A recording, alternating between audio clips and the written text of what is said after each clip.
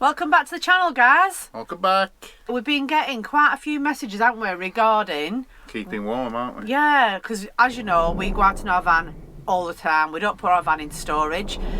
So with the temperatures of late, which have been minus... Well, minus God knows what. It was out last weekend, it was freezing cold. Yeah, it was. We just had some questions, haven't we, about... how we stay warm, basically. Yeah. Apart from the obvious about warm clothes and all that, we had, well, you... fitted a diesel heater. Chinese diesel heater from Amazon, of all places. Yeah. So we're just going to run through some points and factors on that. It's been installed for over a year now. It's probably done, well, several hundred hours, no doubt. During the summer we haven't used it very much, obviously, just the cold nights. We have left in the van, and it's worth pointing out that it's not the sole point of heating. If we're out and about and it's freezing cold, we've got the original heating which came with the motor, which is the... So we've got a backup. Yeah, the LPG, and if we're on the hookup on the site, you wouldn't spend money on diesel. You would just plug it into site and have the electric part of the heating running from what was already in the motorhome. But the Chinese diesel heater has been a godsend. There's a lot of scary stories out there. There's a lot of vlogs where people have had them break down or fitted and error codes come up. We've had ours in for over 12 months now. Mark fitted it. Touch wood. Yeah, no, touch wood. Mark's fitted it and it's been... like I say, a godsend. It comes with a remote control as well, doesn't it? Remote control, and switch it on off in bed. It was, at the time, about £90 when we bought it. £95 delivered off Amazon. I checked how much they are now. They've got to be a bit more now. This one which I bought, if it's still available, I will put the link in the description. It's not affiliated or anything else. But yeah, we've had no problems, and I think, to be fair, the fuel tank, which we're going to show you in a second, some of the install video, so have a look at that if you've not already watched it. It's worth you having a look again. The fuel tank is above the diesel heater. It's a plastic 10-litre fuel tank, and it's in the gas locker, so straight away the fuel is gravity fed to the pump. We've never had any issues with fuel not getting through or anything else. Always kept it topped up. We've never run it out of fuel either. It's been spot on it. So it does use, I think, people say we use hardly any fuel. Last weekend we used about 3 litres and it was on quite a lot. It was on all way. Was it for during the night? Yeah, just on low. We had it low during the night, turning it off early hours because we were like both there throwing the duvet off, weren't we? So, it was too warm. And it was like -1 outside. But the good thing again is, with the remote control, you don't have to get out of bed. You can just do it from bed, so you don't get cold. So have a look at this video. It's just the installation we did, but it did involve us cutting big holes in the floor and everything else. Scary times. I hope you enjoy it. A big brown box, weighs quite a bit. It's come from Amazon. Chinese diesel heater. So I'm going to open it up and have a look what we've got. I've already found the location on the van, hopefully where we're going to install it. We're going to get this put in the van, or I'm going to put it in the van. I've looked up a load of videos on how to do it. I'm going to be toasty. And we're going to open it up and have a look. So I think they're all more or less the same, these heaters, to be fair. When I've looked at the reviews of stuff, even on Amazon, some of them claim to be 8 and 12 kilowatt. I think most of them are 5 kilowatt output, heating output. But for a motorhome, it's fine. It's absolutely fine. I was looking at trying to pipe it up into the original ducting network within the van. We've got the blow air type heating, and I don't know if we'll be able to do that and blank it off at the blower heater. At least then it would distribute the heat all the way around the van, but we'll have a look anyway. So let's open this up. So, what's that? Fuel tank. Oh, I thought it'd be right big.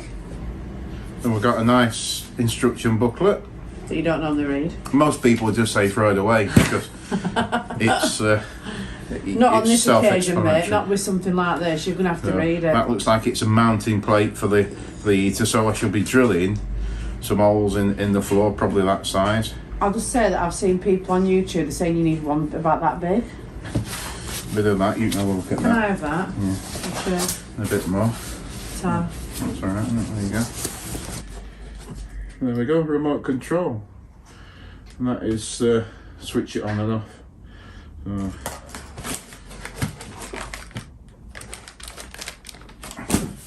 And that's a job. That's the heater. That's the inlet and exhaust and fuel pipe.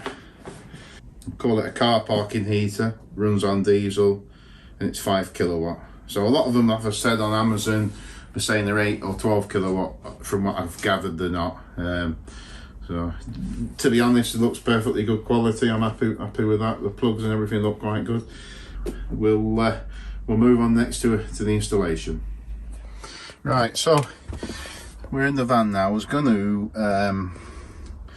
going to try and get it in next to the water pump, but one, I don't really know how hot the casing gets, and two, there isn't sufficient room, so it's just going to go over the side. It's under the driver's side bench seat, so that'll be okay. I'll probably put some more wood across at some point just to isolate it. Like I say, I expect the unit doesn't get that hot. Essentially, we need to get drilling underneath the van into the floor, put the brackets on, and working out the fuel. So yeah, that'll be quite good fun. Diesel heater will mount about there, probably just a little bit further away from the wall. It'll be something like that. The trunking will come out there. I'm sort of debating whether to have it blowing out two places, and that I probably will. Probably have it coming out down there. Cut the holes in the floor. The holes are plenty big enough. We're not going to be any issue with heat. I later went on to replace the mounting plate with an updated version from Amazon, which incorporated a ring which protected the floor from additional heat from the heater. That's going to go the other side of this divider. So that's what we're going to do, put the heater in there. Fuel tanks are going to be situated in the gas locker, so it's perfectly safe should it develop a leak. It's not going to fill the interior full of diesel and write the van off. I'm hoping we're going to be able to run the trunking round through here under the step of the floor with sufficient room, and we're going to connect into the original ducting so it should blow out like it would do when it's on the blow air heating. So that's the plan. I'm just going to get some of this mess tidied up and we'll get it in. Just screwing the studs into the mounting of the base of the heater, and we'll get it bolted to the floor with some sealant so it doesn't let anything back into the vehicle, any fumes or anything like that. As you can see, I've threaded this is a fuel pump wire which goes under the van on this one, because the tank is external. The fuel pump's going to be underneath. It's going to mount to the chassis in the way that on the rubber mounting that I hope we're not going to hear it knocking and banging. They do make quite a lot of thudding noises if you mount it to the body, actual structure, framework of a van. But I'm going to put it on the chassis because we're sort of near the front of the cab, so it should, theoretically, we shouldn't be able to hear it. It should be nice and quiet. So make sure you put that wire in. That can be left loose. You can pull it through to where it needs to be. It's a good length of wire on the loom, so you can put the fuel pump somewhere where it's going to be quiet. Once we've bolted this down, we can put the pipes on there. The fuel pipe, everything else goes on before it goes into the before it's installed into the floor of a van. Reason being is that you'll not get in after. If you look at the depth of the floor on this, the insulation, you won't get anything in. Like on the Jubilee clips, tighten it up. So you do it pre-installation, feed it all through, and then you bolt it down. That's where it fits. All the pipe work, fuel pipe and everything else is connected underneath. I'm going to bolt it down. We're going to then set it into the power supply. I'm going to run it for now straight off the leisure batteries. I temporarily put it into the water pump supply just to make sure it actually worked. It did fine. So we're going to run the cable through to the leisure battery and we'll earth it off the water pump. I think it'll be fine for that. Is the diesel heater installed. The wiring's sort of tidying out the way. Essentially underneath, once you put the unit through into a floor and it's mounted and sealed in place, it's just basically a case of mount the exhaust to the body, fuel pump and the air intake outside. So you can hear the fuel pump very slightly. It's not bad. We're not going to hear it when we're sat with the TV on or anything like that. It is on now. It's set to about 19. It's lovely and toasty. How I've set this up, you'll probably be quite interested. I have put everything back together now, but if you look down there, the trunking goes down around and it goes through. And it comes under the floor, which is just getting warm. It's like underfloor heating. It's fantastic. And then it's connected up to the original duct, so it's blowing out of there. You can hear the wind blowing out. Even when we come down here, it's blowing out of that one. That's lovely and warm. It's only just ticking over now because it's up to temperature. It was about 12 degrees when we started. Inside it's 22 now. Now the control panel, because it comes with this little key remote, which is ideal if you're in bed and you want to put the heating on. You can turn it on and off, you can alter the temperature. It was just 4 buttons. There's a plus and minus for the temperature and on and off, and that's a control there. You don't really need to see that once it's running, hence why I mounted it where it is. I was hopefully going to put it on the control panel up there, but the wires are nowhere near long enough, and I didn't want to start joining wires and messing around just in case we have to have a warranty claim on it. So that's the temperature. Put it up and it just starts blowing more, so it is it's straightforward enough. So we'll just put it back down to 18 because it really is quite warm in here now. So it's mounted there on Velcro. It's not going anywhere.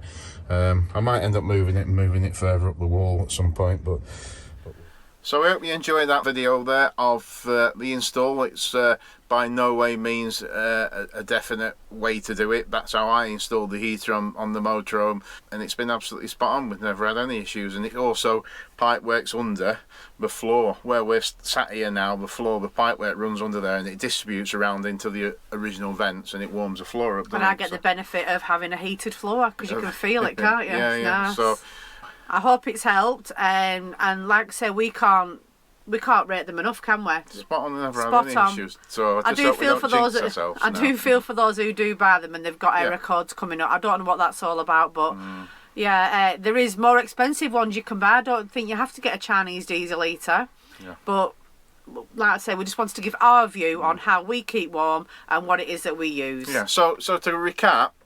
Is it the cheapest way to heat your van? If you're doing a self-build, it's the easiest way to heat the van rather than have to start putting in expensive boilers and heating units and everything, which will come in a motorhome.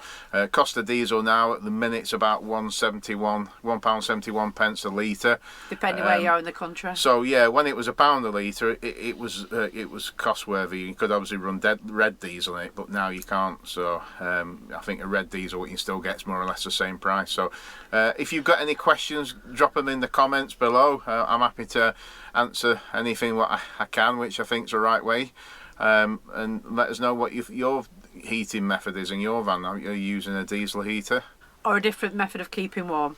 So we'll wrap this up for now. Don't forget to comment, like and subscribe, and we'll see you on the next one. Stay warm.